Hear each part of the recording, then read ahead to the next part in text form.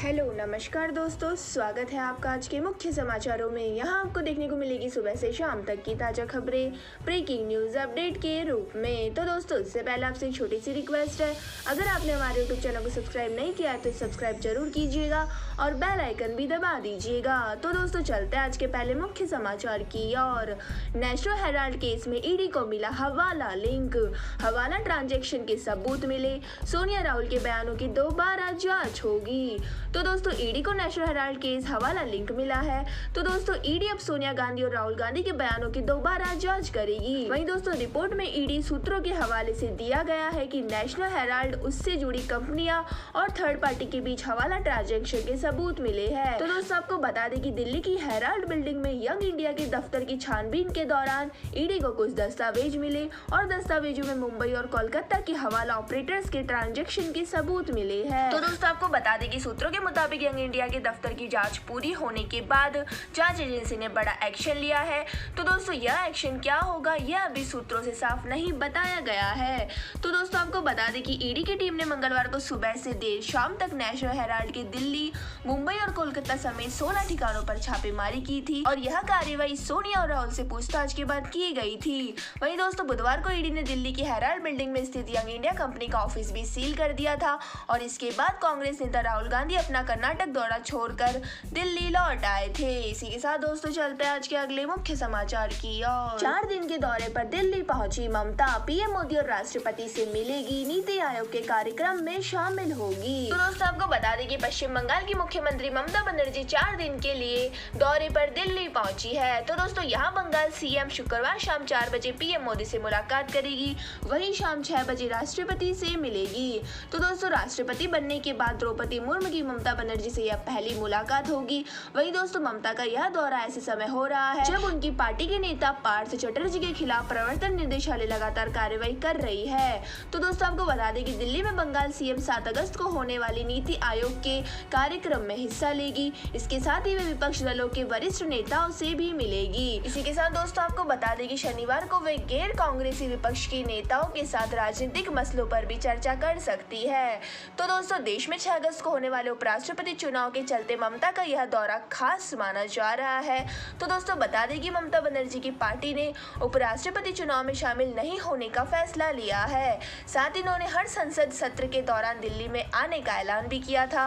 वहीं दोस्तों, ममता बनर्जी के दिल्ली दौरे से तृणमूल कांग्रेस के सांसदों का मनोबल बढ़ेगा और पार्टी के सांसद लगातार भाजपा सरकार के खिलाफ विरोध प्रदर्शन की अगुवाई कर रहे हैं। तो दोस्तों, राष्ट्रपति चुनाव में विपक्षी एकता में दिखी फूट के बीच भी ममता बनर्जी का यह दौरा बेहद अहम है। तो दोस्तों, बीते दिनों कांग्रेस और तृणमूल कांग्रेस के बीच तनाव भी देखने को मिला था। इसी के साथ दोस्तों, चलते हैं आज के अगले मुख्य समाचार की ओर। कश्मीर में 2 महीने बाद फिर टारगेट किलिंग, पुलवामा के गदुरा में बिहार के मजदूरों पर ग्रेनेड अटैक, हमले में 1 की मौत, 2 घायल।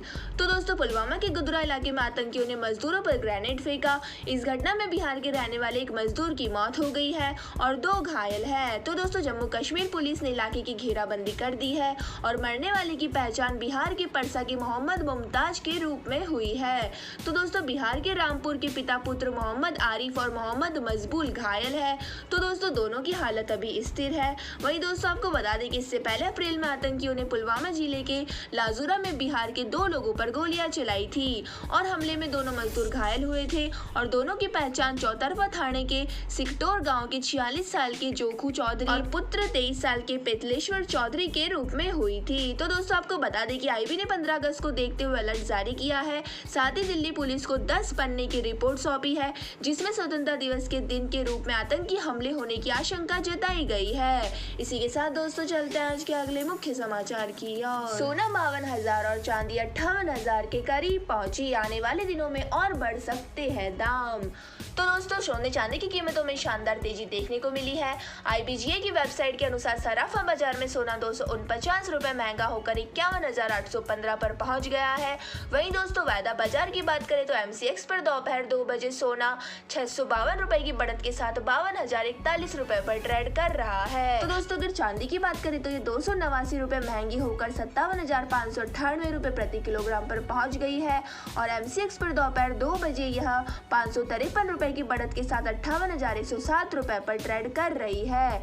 तो दोस्तों, अंतरराष्ट्रीय बाजार की बात करें तो सोना 1774.92 अमेरिकी डॉलर प्रति औंस पर और चांदी 20.15 डॉलर प्रति औंस पर कारोबार कर रही है। इसी के साथ दोस्तों चलते हैं आज के अगले मुख्य समाचार की ओर। अडानी एंटरप्राइजेस का नेट प्रॉफिट 73% बढ़ा, रेवेन्यू 225% बढ़कर 40,844 करोड़ रुपए हुआ। तो दोस्तों अडानी एंटरप्राइजेस ने जून तिमाही के नतीजे घोषित किए हैं। दोस्तों इस तिमाही में कंपनी का नेट प्रॉफिट 73% की उछाल के साथ 459 करोड़ रुपए रहा। तो दोस्तों एक साल पहले की समान तिमाही में कंपनी ने 271 करोड़ रुपए का प्रॉफिट दर्ज किया था और ऑपरेशन से कंपनी का कंसोलिडेटेड रेवेन्यू 225% बढ़कर 40,844 करोड़ रुपए हो गया था।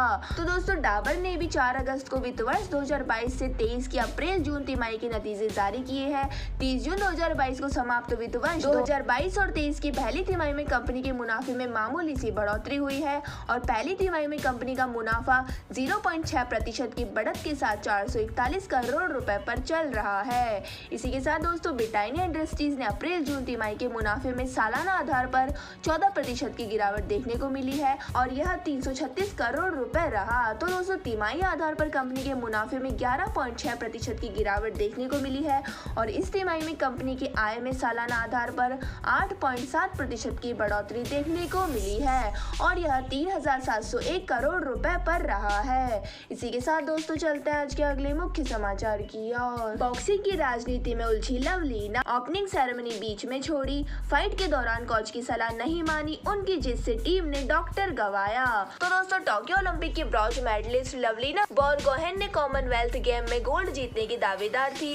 तो दोस्तों ओलंपिक की तुलना में कॉमनवेल्थ गेम में कंपटीशन का स्तर काफी कम है, इसलिए फैंस के साथ साथ एक्सपर्ट भी मानकर चल रहे थे कि लवलीना के पंच से भारत को सोना मिलना तय है। तो दोस्तों लवलीना को क्वार्टर फाइनल में वेल्स की रॉसी एल्सेस से उलटफेर करते हुए 3-2 से हराया था और इस मैच में लवलीना ने दमदार शुरुआत की थी। वहीं दूसरे राउंड में उन्होंने बढ़त भी हासिल कर ली, लेकिन दोस्तों इसके बाद उनका खेल बदला नजर आया। कोचिंग स्टाफ ने उन्हें खेल पर ध्यान देने को कहा और सिचुएशन के हिसाब से सुझाव भी दिए, लेकिन आरोप है कि लवलीना ने इन सुझावों को नजरअंदाज कर दिया और लापरवाही भरा खेल दिखाते हुए मैच हार गई। तो दोस्तों वे काफी रफ खेलने लगी थी, इसलिए उन्हें रेफरी ने चेतावनी भी दी थी। तो दोस्तों आपको बता दें कि लवलीना को कोचों ने भी समझाया था कि वे रफ के बजाय अपने खेल पर फोकस करें, लेकिन लवलीना ने किसी की नहीं सुनी। तो दोस्तों ऐसे में पहले 2 राउंड में उन्हें पूरे पॉइंट देने वाले एक जज ने आखिरी राउंड में 1 अंक कम दिया और लवलीना और उनके साथ ही भारत के हाथ से 1 मेडल निकल गया।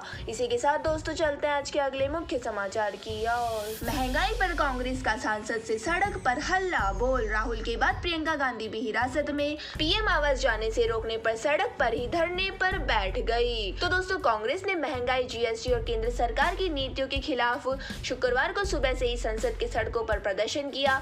तो दोस्तों इस बार कांग्रेस की अलग ही स्ट्रेटजी दिखी है। तो दोस्तों आपको बता दें कि सबसे पहले सोनिया ने कांग्रेसी सांसदों के साथ सदन में काले कपड़े पहनकर जमकर नारेबाजी की। उसके बाद राहुल सदन से राष्ट्रपति भवन तक मार्च निकालने के लिए निकले, लेकिन पुलिस ने उन्हें रोक दिया और हिरासत में ले लिया है। तो दोस्तों इसके बाद पार्टी मुख्यालय में मौजूद प्रियंका गांधी ने मोर्चा संभाला और वे अपने सांसदों के साथ पीएम आवास घेरने के लिए निकली, लेकिन यहाँ भी पुलिस उन्हें आगे नहीं बढ़ने दिया। तो दोस्तों नतीजन वे सड़क पर ही धरने पर बैठ गई और पुलिस ने उन्हें भी हिरासत में ले लिया है। तो दोस्तों इस दौरान अजय माकन, सचिन पायलट, हरीश रावत, अविनाश पांडे सहित कांग्रेस के सभी बड़े नेताओं को हिरासत में ले लिया गया है।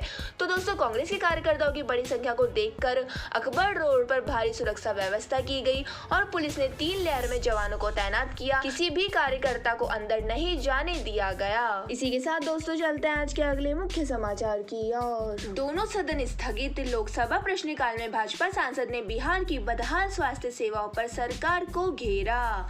तो दोस्तों लोकसभा की कार्रवाई दूसरी बार 2 बजे तक के लिए और राज्यसभा की 2:30 बजे तक के लिए स्थगित हो गई है। इससे पहले राज्यसभा और लोकसभा की कार्रवाई एक बार फिर स्थगित होने के बाद फिर शुरू हुई थी और दोनों सदनों में प्रश्नकाल चला था। तो दोस्तों लोकसभा प्रश्नकाल में भाजपा सांसद राजीव प्रताप रूडी ने बिहार में नकली शराब पर हुई मौतों और बिहार में बदहाल स्वास्थ्य सेवाओं पर अपनी सरकार को घेरा था। तो दोस्तों उन्होंने वहां दवाओं की कम आपूर्ति और डॉक्टरों की कमी पर सवाल उठाया था। तो दोस्तों स्वास्थ्य मंत्री डॉक्टर डॉक्टर मनसुख मंडाविया ने कहा था कि बिहार को हर संभव स्वास्थ्य सेवाओं की मदद दी जाएगी।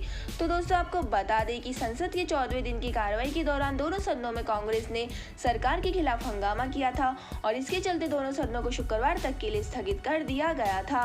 वहीं दोस्तों सदनों में कांग्रेस नेताओं ने सरकार पर जांच एजेंसियों के दुरुपयोग का आरोप लगाया था और दोस्तों मामला नेशनल हेराल्ड केस में ईडी की कार्रवाई से जुड़ा है। तो दोस्तों दरअसल ईडी ने नेशनल हेराल्ड मामले में यंग इंडिया के दिल्ली स्थित दफ्तर को भी सील कर दिया था। वहीं दोस्तों आपको बता दें कि लोकसभा स्थगित होने से पहले केंद्रीय परिवहन मंत्री नितिन गडकरी ने कहा था कि सड़क व परिवहन मंत्रालय कार की पिछली सीट पर भी एयरबैग्स लगवाने की कोशिशों में है ताकि पीछे बैठने वाले पैसेंजर की जान बचाई जा सके और इसके बारे में एक प्रस्ताव पर विचार किया जा रहा है। तो दोस्तों आपको बता दें कि संसद का मानसून सत्र 18 जुलाई को शुरू हुआ था और यह 12 अगस्त तक चलना था दोस्तों। लेकिन आपको बता दें कि संसद में एक दिन में 6 घंटे काम होता है और इस हिसाब से अब तक 14 दिनों में दोनों सदनों में 84 घंटे काम होना चाहिए था, लेकिन लोकसभा में 33.7 घंटे और राज्यसभा में 28.9 घंटे ही काम हुआ है। इसी के साथ दोस्तों चलते हैं आज के अगले मुख्य समाचार की ओर। आरबीआई ने ब्याज दरें 0.50% बढ़ाई, लोन महंगे होंगे। 20 साल वाले 30 लाख के होम लोन की ईएमआई करीब 900 रुपए ज्यादा होगी। तो दोस्तों बढ़ती महंगाई से चिंतित भारतीय रिजर्व बैंक ने रेपो रेट में 0.50% इजाफा किया है। इससे रेपो रेट 4.90% से बढ़कर 5.40% हो गई है। यानी दोस्तों होम लोन से लेकर ऑटो और पर्सनल लोन सब कुछ महंगा होने वाला है। तो दोस्तों आपको ज्यादा ईएमआई चुकानी होगी और इस बढ़ोतरी के बाद ब्याज दरें अगस्त 2019 के लेवल पर पहुंच गई है।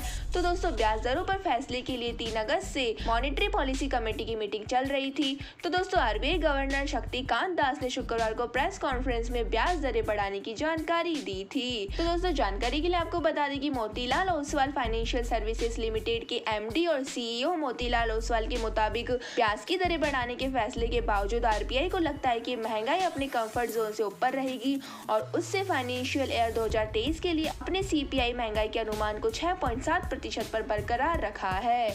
तो दोस्तों आरबीआई को लगता है फाइनेंशियल ईयर 2023 में भारत की जीडीपी ग्रोथ 7.2% पर रहेगी। तो दोस्तों हम मानते हैं कि कच्चे तेल सहित कमोडिटी की कीमत कम हो गई है और महंगाई अपनी चरम सीमा को पार कर चुकी है।